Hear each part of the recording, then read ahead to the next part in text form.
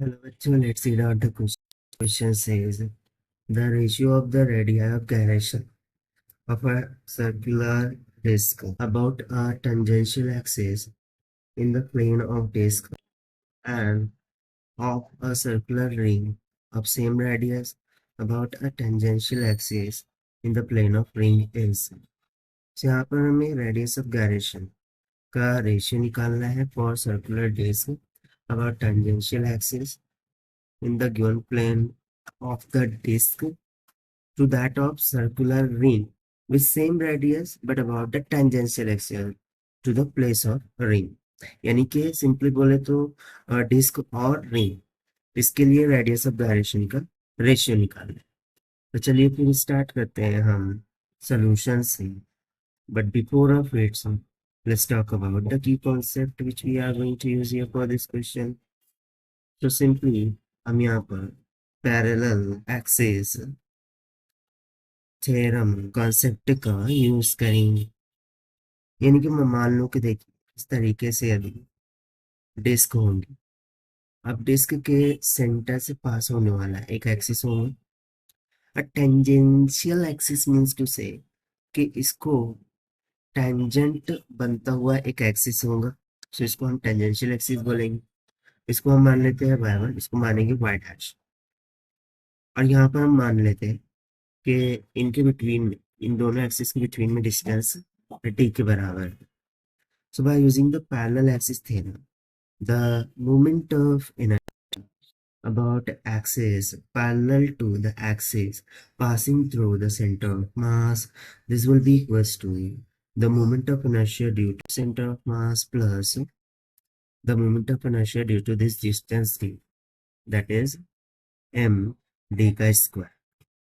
जहाँ पर I C है moment of inertia होगा for the center of mass passing through the center of the body, correct. बाकी जो डी है वो तो डिस्टेंस बिटवीन द एक्सिस है। So the same he concept का हमें यहाँ पर यूज करना है। तो सबसे पहले तो हम वन बाय वन जाएंगे कि हम बोलेंगे कि सर्कुलर डिस्क के लिए, तो सर्कुलर डिस्क के लिए moment of inertia about an axis y1 वो कितना हो जाएगा।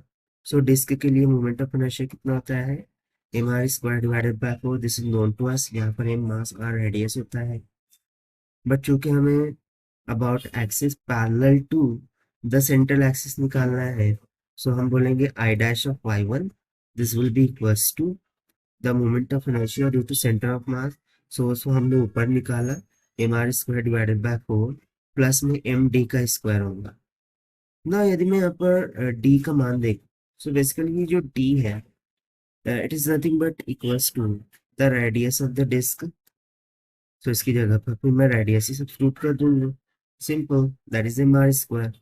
सो इसको यदि मैं सिंप्लीफाई करूँ, so 5 divided by 4 M R का स्क्वायर इस तरीके से आ जाएगा ना।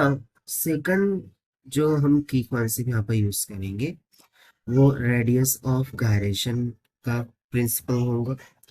एंड रेडियस ऑफ गायरेशन के लिए हम फॉर्मूला यूज करते हैं k is equals to under root of moment in inertia of the system divided by the mass. ठीक है, सो इस फॉर्मूले का यूज करते हुए radius of gyration for circular disk this will be goes to k1 is equals to under root over moment of inertia कितना है 5 divided by 4 M R का square divided by mass of the disk M. So M से M cancel out हो गया, बाहर निकल जाएगा और यहाँ पर क्या बच जाएगा under root of 5 divided by 4 times of R. ठीक है, इस तरीके से।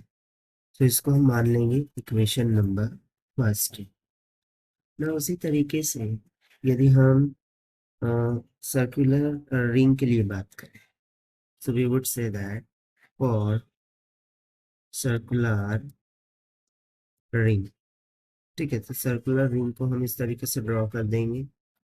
ये इसका सेंट्रल एक्सिस होगा जो कि उसके सेंटर से पास हो रहा होगा and this will be the tangential axis. Again इनके बिटवीन में जो डिस्टेंस होगा तो वो तो रेडियस ही होगा, दैट इज आर। सो इस एक्सिस को हम मानते हैं y2, इसको हम मानेंगे y2 डैश। तो सबसे पहले moment of inertia about centre of मास हो जाएगा। फॉर रिंग है, सो रिंग के लिए moment of inertia about centre क्या होता है, mr²/2। बट चूंकि हमें पैरेलल एक्सिस थ्योरम का यूज करना है, so that we will calculate the moment of inertia about this y2 dash, so this will be equals to the moment of inertia due to center of mass यानी कि mr²/2 plus में moment of inertia due to the distance between this parallel axis, so वो हो जाएगा simply mr², so this will comes out equals to 3/2 mr²। But चूंकि हमें पता है रेडियस ऑफ गायरेशन क्या होता है, k2, this is equals to under root में I डिवाइडेड बाय कैपिटल M होगा, so this will be equals to under root में 3/2 m r का स्क्वायर डिवाइडेड बाय m होगा, सो m से m cancel, this will comes about under root 3 divided by under root 2 multiply by r। इसको हम मान लेंगे इक्वेशन नंबर 2। ना अकॉर्डिंग टू क्वेश्चन हमसे रेशियो पूछा गया था, ठीक है। सो चलिए फिर रेशियो निकाल लेते हैं।